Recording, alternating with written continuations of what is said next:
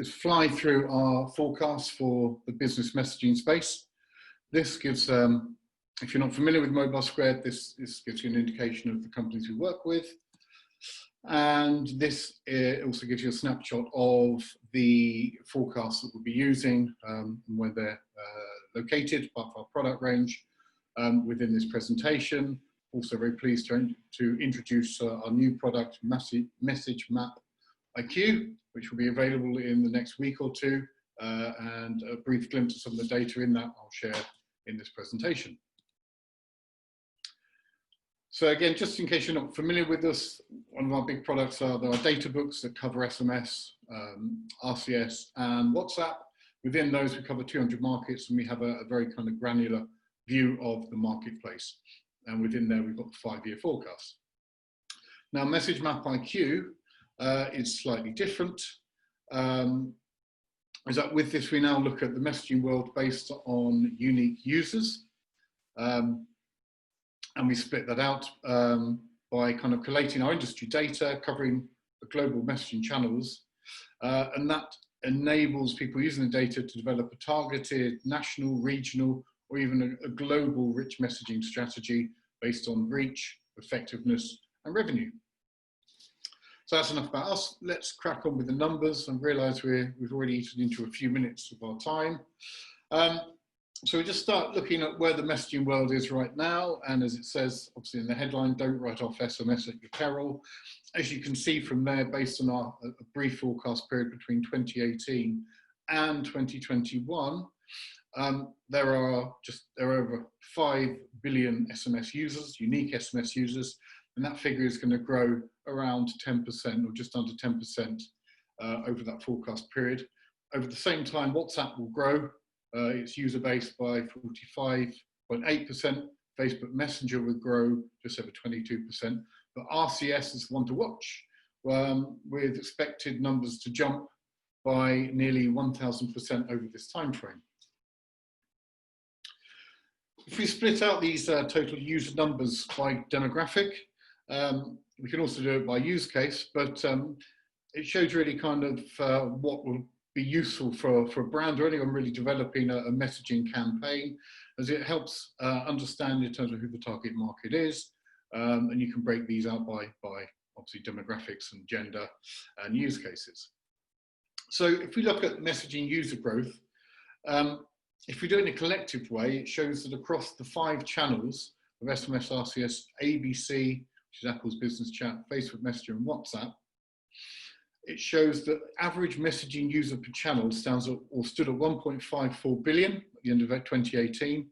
It's going to grow by almost 40% to the end of 2021 to 2.15 billion. Pretty sizable. But what's quite interesting is, in actual fact, if we remove SMS and we just focus on the next gen messaging and the rich user growth, or the rich messaging, that figure grows from 1 billion to 1.76 billion. So that's a growth of 76.72%. Any brands looking to kind of start developing their business messaging strategy have to now really take this channel and all its various kind of subsections very seriously. Just kind of looking at where we are with the world. Earlier this year, we did a big piece of research looking at the impact of COVID-19 on business messaging. This is what we did, a kind of net demand score based on some of the research we did of a lot of the big players within the messaging ecosystem. And it shows the impact that going on lockdown had on channels and their actual demand. As you can see, majority of brands went to SMS as almost their default channel during lockdown, whereas something like RCS, that was kind of overlooked as brands really kind of turn for things that they're more familiar with. Obviously, the fact that WhatsApp is very much established from the consumer side meant that brands did turn to their kind of certainly true, not to the same extent with ABC. But let's just have a quick look at SMS and where we're at. So in terms of where we are with SMS, we expect there to be about 1.8 trillion A2P SMS messages sent this year. That's a 9% year-on-year growth. And as you can see on there that finance, retail, e-commerce, enterprise, social media, travel and hospitality are the biggest sectors sending traffic. Yeah, there have been some impact on the back of COVID and obviously the pandemic with the lockdown, but overall, we believe that any of the sectors that was hit was effectively offset really by some of the other sectors that kind of benefited from a lack of human-to-human contact. So this shows the impact. This shows A2P SMS from a traffic perspective, based on there being no rich messaging, there be no in RCS, no WhatsApp, etc. And what this shows is that there'd be very, very strong growth over our forecast period up to 2024. And within that, by that point, you then see traffic of about 2.4 trillion A2P SMS being sent on an annual basis. But of course, there is traffic migration. So this is what we expect to happen over our forecast period up to 2024. So in total, just a very small fraction of traffic will migrate over from A2P SMS onto RCS and to the WhatsApp app. And I'll come on to the difference between the two in a minute. So it's very small, very kind of negligible amount this year, but by 2024, we expect that increase to reach about 13% of total A2P SMS traffic, with the majority of that moving on to RCS. But that's not to say that SMS is done and dusted. It's not. It's still going to grow. We expect it to grow. And as you can see from the average A2P SMS received per user per day, that it will grow and continue to grow up to 2023, although obviously its growth will very much slow between 2021 and 2023. And by 2024, we expect that figure to start falling. But if we look at total business messaging traffic, and again, this is a cumulative number of A2P SMS, RCS, and WhatsApp business over our forecast period, in total, you can see that we expect the market in terms of traffic to almost double, so 84% growth. So that's incredibly encouraging. It shows that brands are putting more faith and more investment into the channel in terms of business messaging. And again, we can see how that will kind of play out over our forecast period as a breakdown of the actual traffic itself and the impact that rich messaging is going to have on obviously SMS, for example. So as of 2020, up to 2020, A2P SMS has largely dominated traffic from a business messaging sense. Over the forecast period, we expect that to obviously change, dropping to about 2/3, with WhatsApp moving, with WhatsApp going up to about 1/3 of total traffic, and RCS about 10%. If we now look at RCS, I'm not really going to talk about the delays, and I'll come on to the revenues in RCS in a few moments, but there's 3 points that we want to raise with RCS. The first thing is that we think that right now RCS doesn't have an identity, and that's part of the issue why its growth is significantly slower than everyone, including us, has been predicting for the last couple of years. It doesn't have an identity because people don't know whether it's a messaging channel, chat channel, digital channel. And in fact, it's all of those. But the issue is that when we then look to kind of create a compelling message to take to the marketplace, to the brands, and then align with that a commercial pricing strategy, obviously there's a lot of conflictions that's taking place.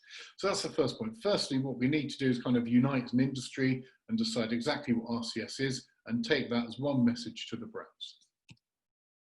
The second point, and again, we've fallen foul of this as well, is that as an industry, we've talked about gold markets. And a gold market for RCS is when every major operator within a market has launched RCS. Therefore, a brand can potentially have a ubiquitous reach across RCS-enabled devices. But we actually think that this is actually more of a hurdle for the RCS adoption by brands than anything else, because in effect, if you're saying that there's only one operator that has launched RCS and it's still waiting for others to follow suit, you're effectively telling a brand to just wait until all the others come.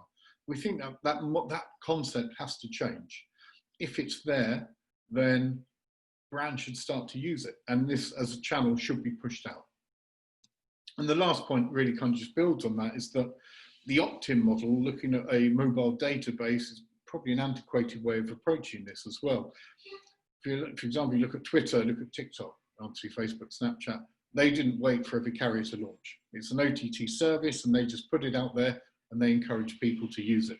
And that's really what we believe brands should be doing, and what the RCS ecosystem should be doing to brands to ensure that encourage them to actually start using this channel. So if you just look at WhatsApp very quickly as well, there are two types of WhatsApp business. So you've got the WhatsApp business app, and that targets the small and micro companies, and that offers primarily a free service. You then also have the WhatsApp business API. That's obviously a billable service, and that is targeting the medium and large enterprises.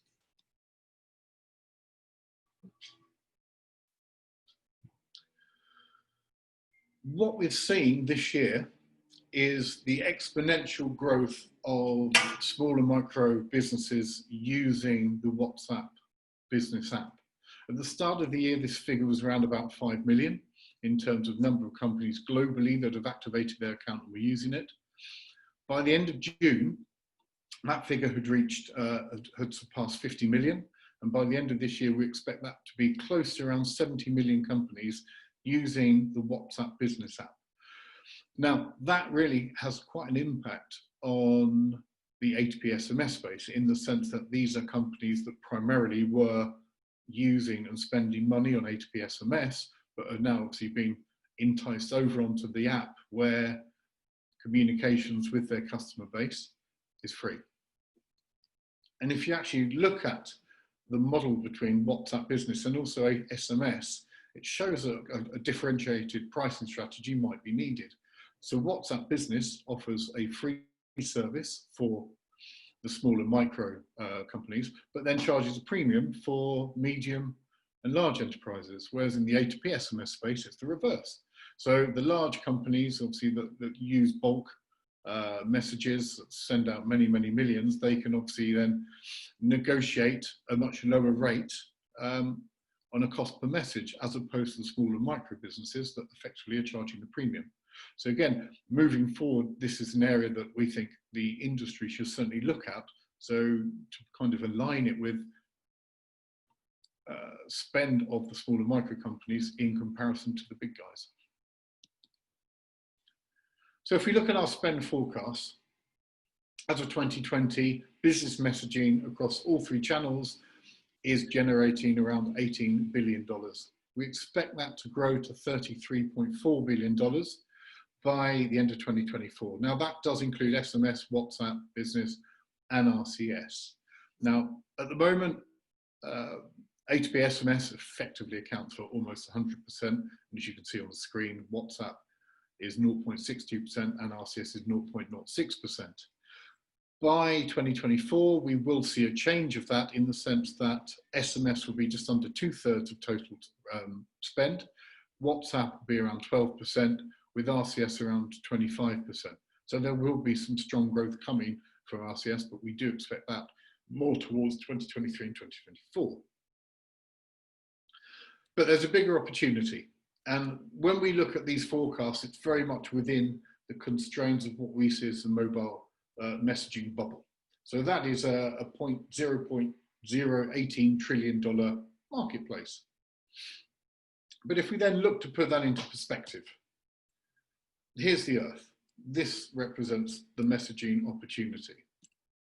We then have Jupiter, which represents ad spend globally from another sector. And then we have the biggie, customer care, which is over $1 trillion industry.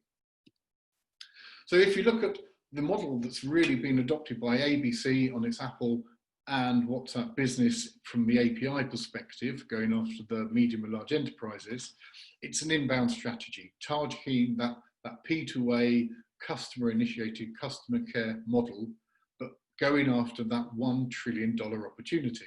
And that absolutely makes sense. So even if, for example, they, as an industry from messaging, you can encourage a 10% spend migration, that accounts for over $100 billion. There's absolutely no reason why RCS cannot fit within that. So this also represents a massive opportunity for RCS. And then if we then look at the ad spend and the possibility of migrating over from a $600 billion marketplace onto RCS. And again, this is where it really is a massive opportunity for RCS, because in effect, it's got its own little tractor beam around the world, around Jupiter, because WhatsApp and ABC are going after a slightly different model. So RCS can really focus on the outbound model and try and encourage the migration of that spend. And again, we think it's a massive opportunity. So if we put all those three opportunities together, so it's not just a kind of traditional telco model within the kind of pure messaging constraints that we're looking at here, we're looking at adding the P2A customer care model, adding this digital media spend migration, and over the course of our forecast period up to 2024, it adds an extra 3 billion to our RCS forecasts of 8 billion. But in the long term, it has a massive impact. And this is where really brands really start to embrace RCS, but also look to move their spend away from other areas onto the messaging space. And by 2028, we expect the migration of spend from digital media and customer care to account for 54% of total RCS spend. It's going to be very huge. So I just want to end on one thing. Obviously, this year's been different. We all have a new normal. But the thing is, this has changed the way that we're now starting to think. Even as business, we're now thinking differently. And the world has changed, and we need to obviously operate within that. So we've gone from this to this and this. The irony of where we are right now. But the point really that I'm making is that we're more reliant on this and messaging than ever before.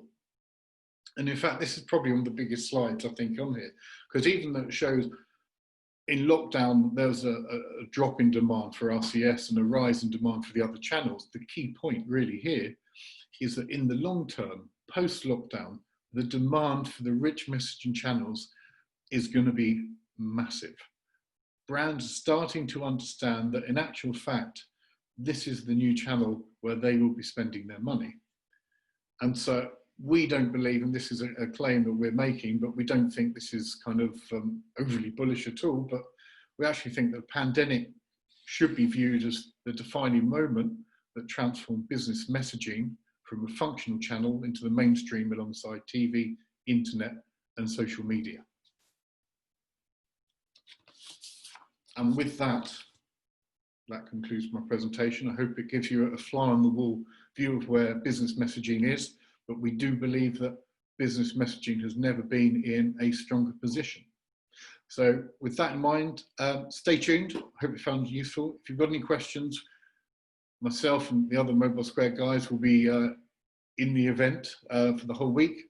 Or if you've got any questions, please email me, nick@mobilesquare.co.uk. So next up is the evolution of messaging, hosted by Oisin. Have a great week. Thank you for listening, and we'll see you around.